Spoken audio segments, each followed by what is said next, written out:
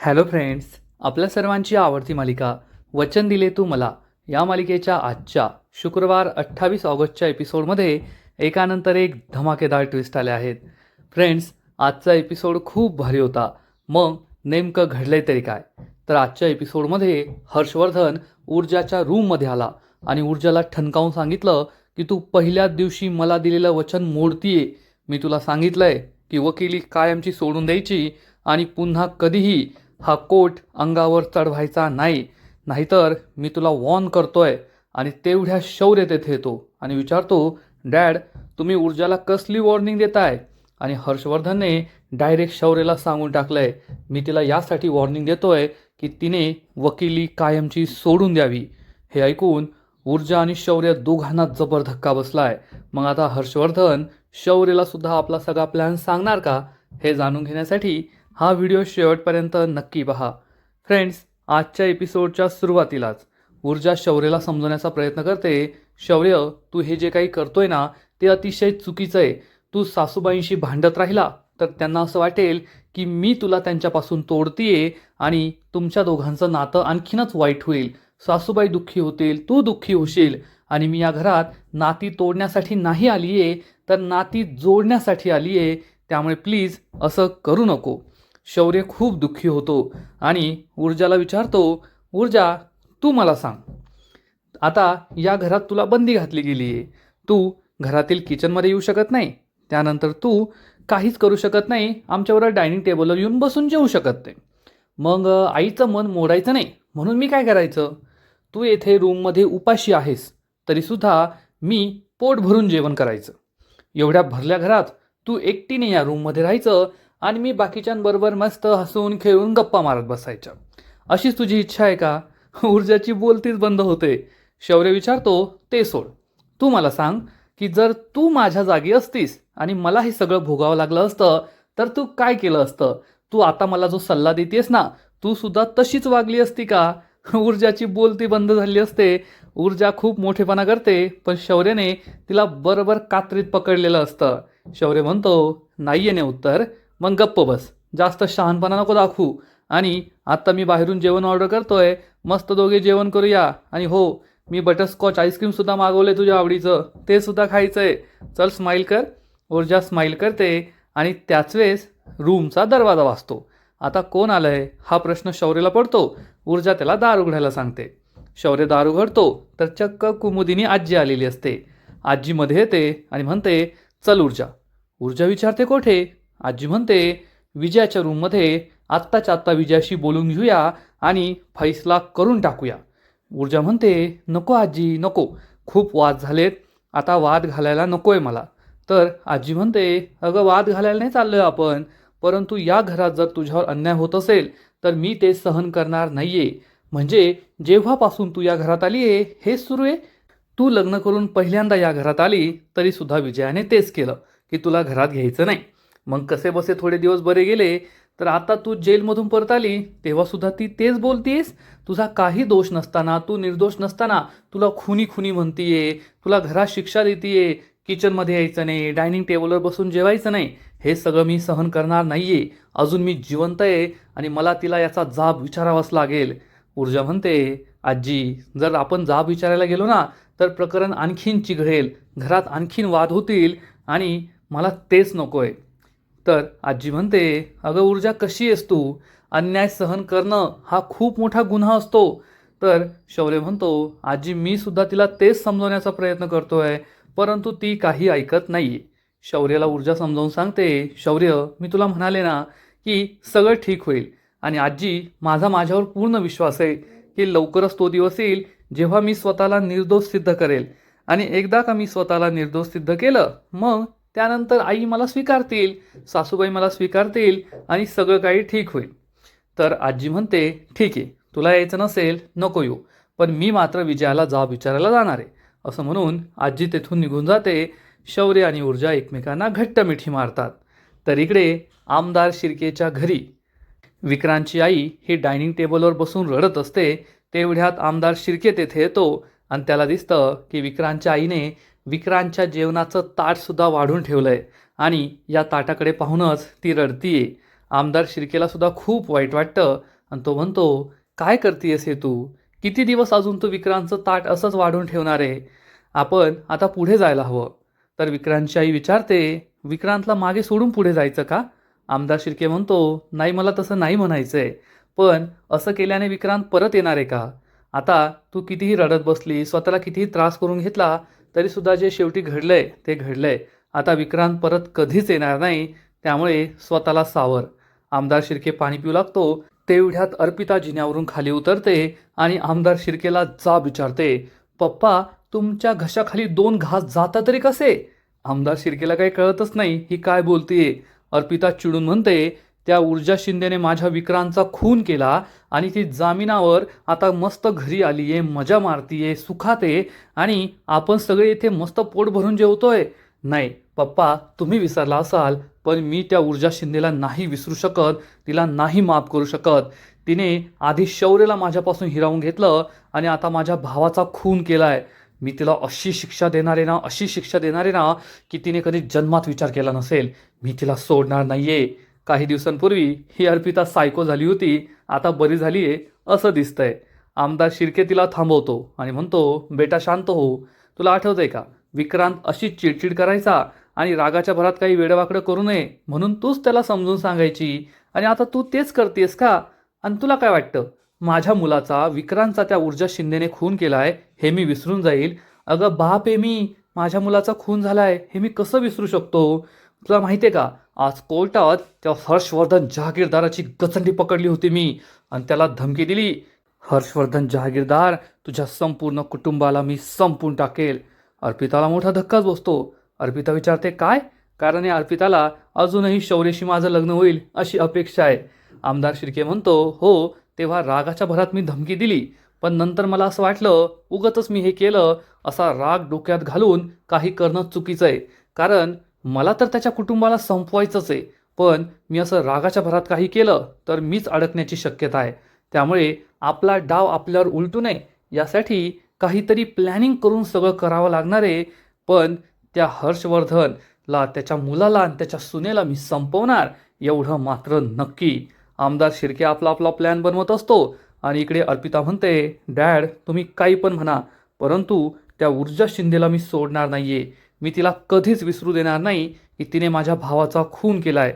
उद्या तिला कोर्टाने निर्दोष जरी सोडलं तरीसुद्धा मी तिचं आयुष्य नरक बनवून टाकेल. असा विचार करून अर्पिता आपला पुढचा प्लॅन बनवते. आणि इकडे आजी, कुमुदिनी आजी ही विजयाला भेटायला आलेली असते आणि तिला समजवण्याचा प्रयत्न करते. विजया, हे सगळं काय चालवलंयस तू घरामध्ये? ऊर्जाला किचनमध्ये येऊ द्यायचं नाही, सगळ्यांबरोबर बसून जेवू द्यायचं नाही. अगं हे काय करतेस तू? तुझं तुला तरी कळतंय का?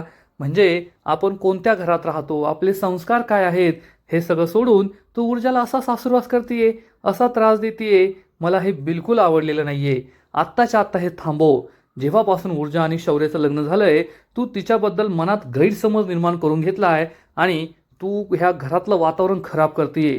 विजयाला खूप राग येतो. विजया चिडून म्हणते, वा रे वा, म्हणजे मी या घरातलं वातावरण खराब करतेय आणि ती खुनी मुलगी या घरात आली आणि वातावरण खराब करते, त्याचं काय नाही. आजी तिला समजावून सांगते, अगं ती खुनी नाहीये, तिला जामीन मिळालाय आणि ती निर्दोष आहे हे आपल्या सगळ्यांना माहिती आहे, आणि तू पुन्हा पुन्हा उगाचच तिला खुनी म्हणतीयेस. विजया म्हणते, तुम्हाला काय समजायचं ते समजा, परंतु ती खुनी मुलगी आहे आणि माझ्यासाठी नेहमी खुनीच राहणार हे तुम्ही लक्षात ठेवा. कुमुदिनी आजीला समजतं की या मूर्ख बाईपुढे पुढे मी बोलतीये. आणि तेवढ्यात शौर्य तेथे येतो, कारण दरवाजाची बेल वाजलेली असते. शौर्य आजीला सांगतो आमचं जेवण आलं असेल, आणि शौर्य हा जेवण घ्यायला जातो आणि जेवण घेऊन काही न बोलता तसाच रूममध्ये निघून जातो. विजया आजीला म्हणते, पाहिलं का राजकुमार साहेबांचा तोरा, कसे तोऱ्यात निघून गेले त्यांच्या त्यांच्या रूममध्ये. म्हणजे या मुलाला आहे ना, त्या ऊर्जाने वेड लावलंय, वेड. त्या खुनी मुलीने अशी काय जादू केली आहे ना त्याच्यावर, मला काही कळतच नाहीये. तो पूर्ण तिच्या ताटाखालचं मांजर झालाय. ती नाचवते आणि हा नाच जमुरे म्हणून नाचत असतो. आजीला खूप राग येतो. आजी स्माईल करते आणि म्हणते, काय सांगावं तुला आता विजया, ऊर्जासारखी इतकी चांगली बायको असल्यावर कोणत्याही नवऱ्याला तिच्याबद्दल प्रेम वाटणारच ना. अगं ती खूप गुणी मुलगी आहे. विजया म्हणते, फक्त तुम्हाला असं वाटतं, मला तर तिच्यामध्ये एकही चांगला गुण दिसत नाही. पण तुम्हाला तर भले मोठे मोठे गुण दिसतात तिच्यात. आजी म्हणते, विजया, थोड्या वेळ आधी हर्षवर्धनने तुझी बाजू घेतली नाही म्हणून तुला राग आला होता की माझ्या नवऱ्याने सगळ्यांसमोर माझी बाजू घेतली नाही. मग आता शौर्य तेच करतोय. तो ऊर्जाची बाजू घेतोय, स्वतःच्या बायकोची बाजू घेतोय. तर तुला स्वतःच्या मुलाचं कौतुक वाटलं पाहिजे की जे माझ्या नवऱ्याला जमलं नाही ते माझा मुलगा करतोय. पण त्यात सुद्धा तुला प्रॉब्लेम आहे. हे तुझं दुटप्पी वागणं नाही आहे का? आणि एक गोष्ट लक्षात ठेव विजया, या सगळ्यांचा सगळ्यात जास्त त्रास फक्त तुलाच होणार आहे, दुसऱ्या कोणालाही नाही. तर विजया चिडून म्हणते, ते काही असो, पण मी हे घर सोडून जाणार एवढं नक्की. आजी ही खूप निराश होते विजयाकडून की ही बाई काय ऐकायला तयार नाही आहे. आजी म्हणते, विजया, तुला काय करायचं ते कर, कारण तू तसंही ठरवलंय कोणाचं ऐकायचं नाही. त्यामुळे तुला सांगून काही फायदाही नाही आहे. तुला जे करायचं ते कर, असं म्हणून आजी तेथून निघून जाते. आणि विजया स्वतःलाच अतिशहाणी समजत असते, त्यामुळे तिला काही फरक पडतच नाही. आणि इकडे ऊर्जा आणि शौर्य या दोघांचं मस्त जेवण सुरू होतं. त्यांनी पार्सल मागवलेलं असतं आणि हे दोघे मस्त जेवायला बसतात. आणि शौर्य ऊर्जाला म्हणतो, ऊर्जा, जे काही झालं ना ते सगळं विसरून जा आणि आनंदाने आता जेवण कर. असं म्हणून ऊर्जाला शौर्य हा पहिला घास भरवतो. ऊर्जा विचारते, अरे हे काय आहे? शौर्य म्हणतो, डेट आहे आपली, जगावेगळी डेट, आणि डेटवर असंच करतात. चल तू सुद्धा मला भरव.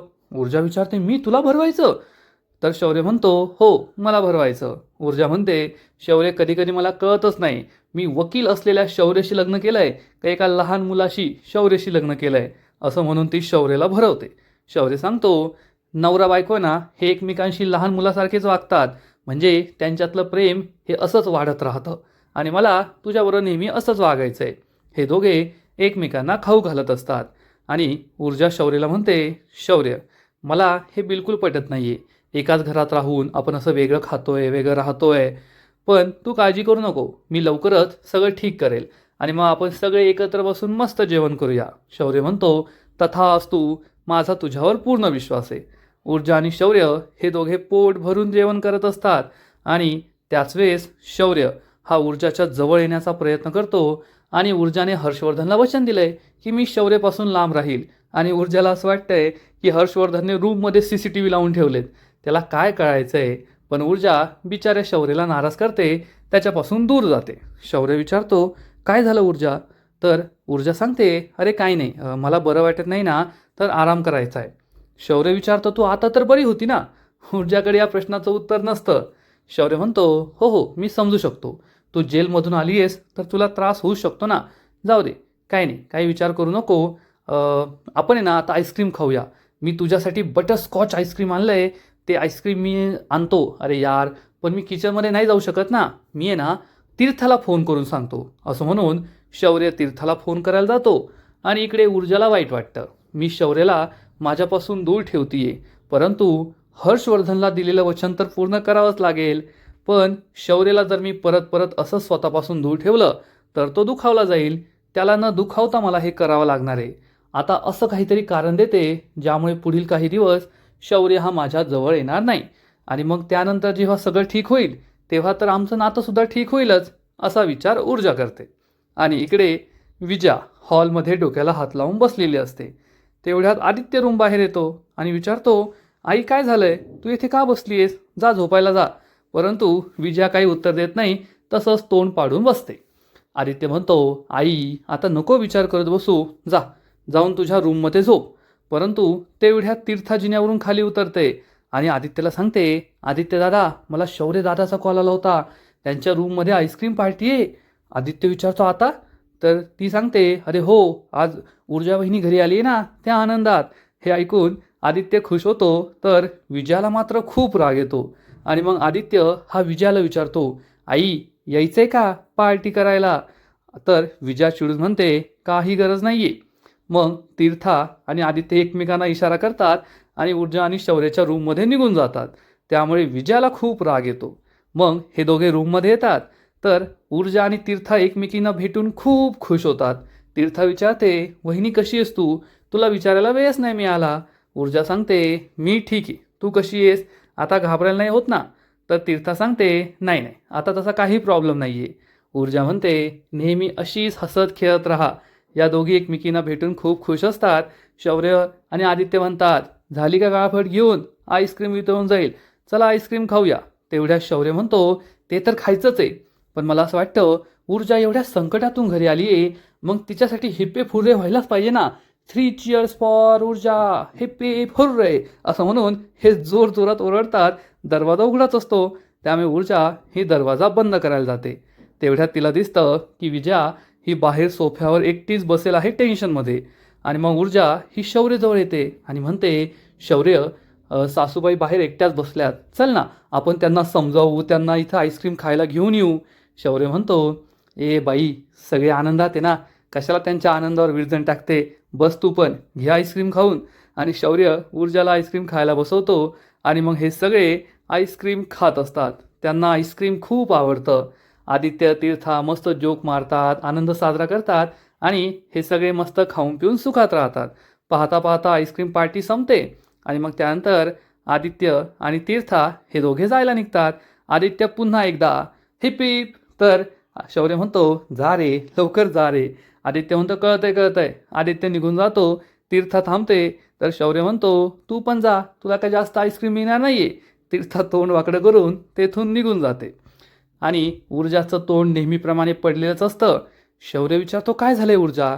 ते होते, किती मजा येत होती, आपला वेळ छान गेला, तरी तुझा चेहरा पडलेलाच होता. नेहमी तुझा चेहरा का पडलेला असतो, सांग बरं मला, काय कारण आहे? पण ऊर्जाचा चेहरा का पडलाय हे ती सांगत नाही. आपल्याला माहिती आहे तिचा चेहरा का पडलाय. शौर्यला स्वतःपासून कसं दूर ठेवायचं याचाच प्लॅन ती बनवत असेल आणि लाडक्या सासूबाई विजयाबाई यांना कसं मनवायचं याचाच विचार तिच्या मनात सुरू असणार आहे. आणि आजचा एपिसोड येथेच संपतो. फ्रेंड्स, वचन दिले तुम्हाला या मालिकेचा आजचा एपिसोड खरंच खूप भारी होता, खूप इंटरेस्टिंग होता, पाहायला मजा आली. ऊर्जा आणि शौर्य यांनी आपला वेगळा संसार घरामध्ये थाटलाय. म्हणजे हर्षवर्धनच्या घरातच राहून ते आपापल्या रूममध्येच बाहेरून जेवण मागवताय, मस्त जेवताय, आईस्क्रीमची पार्टी करताय आणि इकडे विजया तोंड लटकून बसली आहे. पण विजया ही एकटी आहे. हर्षवर्धन आणि दिव्याची तिला साथ आहे, पण ते सुद्धा आपापल्या उद्देशानेच तिची साथ देतात. नाहीतर ऊर्जाबरोबर शौर्य आहे, तीर्थ आहे, आदित्य आहे, कुमुदिनी आजी आहेत. त्यामुळे ऊर्जाला कसली काळजी करायची गरज नाही आहे. तसं तर आजच ऊर्जाला जामीन मिळाला आहे. त्यामुळे ऊर्जाला स्वतःला निर्दोष सिद्ध करण्यासाठी आता अनेक गोष्टींचा शोध लावावा लागणार आहे. तेव्हाच ती हर्षवर्धनचा खरा चेहरा सगळ्यांसमोर आणू शकेल आणि स्वतःला निर्दोष सिद्ध करू शकेल. आता ऊर्जा पुढे काय करते हे पाहायला मजा येईल. फ्रेंड्स, वचन दिले तू मला या मालिकेचा आजचा एपिसोड खरंच खूप भारी होता, इंटरेस्टिंग होता. पण पुढील एपिसोड आणखीन भारी असणारे, आणखीन मोठा ट्विस्ट या मालिकेत येणार आहे. मग नेमकं घडणार तरी काय? तर या मालिकेच्या पुढील एपिसोडमध्ये आपण पाहू कसा बसा दुसरा दिवस उजाडेल आणि सकाळी सकाळी ऊर्जा तिच्या बाबांचा तो जुना कोट स्वतःला कवटाळून म्हणेल, हर्षवर्धन जहागीरदार, तुम्ही मला आयुष्यभरासाठी वकिली सोडायला सांगितली आहे, पण मी वकिली कशी सोडणार? कारण वकिली हे फक्त माझं प्रोफेशन नाही आहे, माझं पॅशन नाही आहे, तर वकिली ही माझ्या बाबांची आठवण आहे. माझे बाबा आज या जगात नाही आहे, माझ्याजवळ नाही आहे, पण ही वकिली त्यांनीच मला दिली आहे. वकिली करण्याची प्रेरणा त्यांनी मला दिली आहे, त्यांच्यामुळेच मी वकील बनले. आणि जेव्हा जेव्हा हा कोट मी घालते ना, तेव्हा तेव्हा मला असं वाटतं की माझे बाबा माझ्याजवळ आहेत. त्यामुळे एकदा तर तुमच्यामुळे माझे बाबा हे माझ्यापासून कायमचे दूर गेले, पण आता यावेळेस मी माझ्या बाबांना माझ्यापासून दूर जाऊ देणार नाही. माझे बाबा हे माझ्याबरोबर कायम राहतील, मी वकिली कधीही सोडणार नाही. असं म्हणून ऊर्जा या कोटला घालणार आणि पुन्हा एकदा या कोटला मिठी मारणार जसं ती नेहमी करते. परंतु त्याच वेळेस हर्षवर्धन रूममध्ये येईल आणि ऊर्जाला म्हणेल, ऊर्जा, आज पहिल्याच दिवशी तुम्हाला दिलेलं वचन मोडतीयस का? हर्षवर्धनला पाहून ऊर्जा खूप घाबरेल आणि हर्षवर्धन तिला म्हणेल, तुला आठवतंय ना, तू मला वचन दिलं होतं की जर मी तुला या प्रकरणातून निर्दोष सोडवलं, तुला जामीन मिळवून दिला, तर तू वकिली कायमची सोडशील. पण तू ते वचन पूर्ण करत नाहीये. ऊर्जा शिंदे, एक गोष्ट लक्षात ठेव, जर तू मला दिलेलं वचन पूर्ण केलं नाही तर मी तुला वॉर्निंग देतो. आणि त्याच वेळेस तेथे शौर्य येईल आणि विचारेल, डॅड, तुम्ही ऊर्जाला कसली वॉर्निंग देताय? आणि हर्षवर्धन काही घाबरणार नाही आणि हर्षवर्धन हा शौर्यला डायरेक्ट खुल्लम खुल्ला सांगून टाकेल, मी तुझ्या बायकोला हेच सांगत होतो, हीच वॉर्निंग देत होतो की वकिली कायमची सोड. हे ऐकून ऊर्जा, शौर्य यांना जबर धक्का बसेल. शौर्यला कळणारच नाही की डॅड ऊर्जाला असं का सांगताय की वकिली कायमची सोड, आणि ऊर्जाला हे कळणार नाही की हर्षवर्धनने माझ्याकडूनच वचन घेतलंय की शौर्यला काही सांगायचं नाही. मग तो आता स्वतः शौर्यला हे सगळं का सांगतोय की मी तुझ्या बायकोला वकिली सोडायला सांगितली आहे. हा प्रश्न ऊर्जाला पडणार. मग आता हर्षवर्धन शब्द फिरवेल की आपलं सगळं सत्य शौर्यला सांगेल. तो सत्य सांगणार नाही हे आपल्या सगळ्यांना माहिती आहे. तो नक्की शब्द फिरवण्याचा प्रयत्न करेल, एवढं मात्र खरं. तर फ्रेंड्स, तुम्हाला काय वाटतं? ऊर्जा हर्षवर्धनच्या विरुद्ध आणि स्वतःच्या बाजूने पुरावे शोधू शकेल का? नक्कीच कमेंट करून सांगा. आणि वचन दिले तू मला या मालिकेचे असेच नवीन नवीन एपिसोड, नवीन नवीन अपडेट सर्वात आधी पाहण्यासाठी व्हिडिओला लाईक करा, शेअर करा, चॅनलला सबस्क्राईब करून बेल आयकॉनवर क्लिक करा. म्हणजे या मालिकेचे नवीन नवीन एपिसोड तुम्हाला सर्वात आधी पाहायला मिळतील. खूप खूप खूप धन्यवाद.